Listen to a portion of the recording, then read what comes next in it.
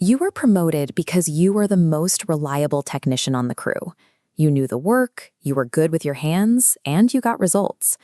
But the moment you become a supervisor, those same technical instincts can actually work against you. The skills that made you a great tradesperson are not the same skills that make you a great leader. This shift in your job changes how your success is measured. On the left, as a tradesperson, you are judged by what you produce. On the right, as a leader, your output is now the sum of your entire team's work. If you spend your day doing the physical work yourself, you leave your team idle, and the total output of the shift begins to drop. Getting the most out of that team requires more than just giving orders. A title can force compliance, the bare minimum effort required to keep a job. But true leadership pushes this indicator upward into the willingness zone. This is where you get discretionary effort, the extra care and initiative that happens because the team actually wants to do the work. Relying on those old do-it-yourself instincts sabotages this willingness. When a leader keeps grabbing the hard jobs personally, they stop the team from developing and eventually become the bottleneck that every task has to weigh on. Consider a typical Monday morning. 2 of your 8 people are off sick, and a critical pump is leaking. The pressure is high, and the schedule is already slipping. Stop and think for a moment. If you were the most skilled mechanic on that shift, what is the very first thing you would do? Write it down before you continue.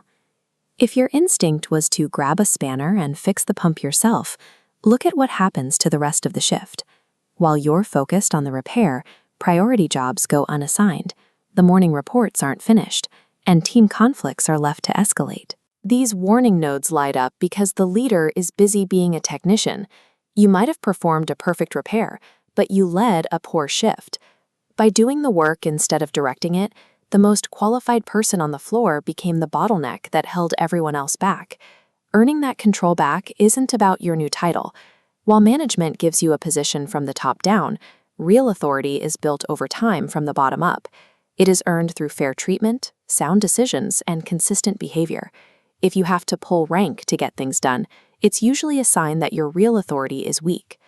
To build that respect, you have to choose the right leadership style for the moment. Think of it like a dial. You use the autocratic setting for an emergency or safety situation, where speed is everything. You turn to democratic for everyday work to build team ownership, and you use free rein for your most capable, trusted workers.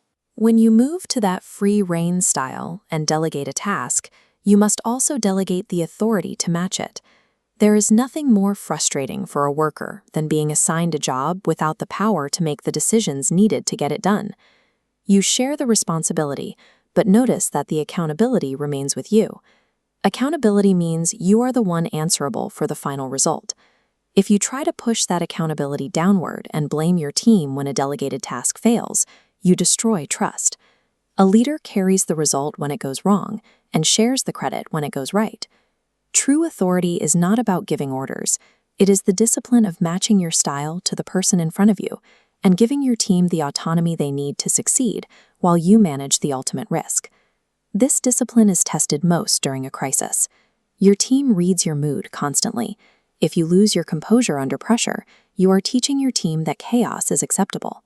Leading requires the self-denial to keep your own impulses in check so the team stays focused. You also have to be the one to get things moving. You can gather information and analyze a problem all day, but that counts for nothing until you commit to a course of action. Your team will only follow a leader who has the decisiveness to act. As you move to your next shift, keep these 4 rules in mind. First, your success is measured by the team's output, not your own. Second, aim for willingness, not just compliance. Third, switch your leadership style to fit the situation. And fourth, delegate the task and the authority, but always keep the accountability. Screenshot this summary. Use it as a lens while you work through the reading and the reflection exercises in Module 1. Leadership is a practical skill. The ideas we've covered here only start to work when you apply them to real people and real problems on the floor.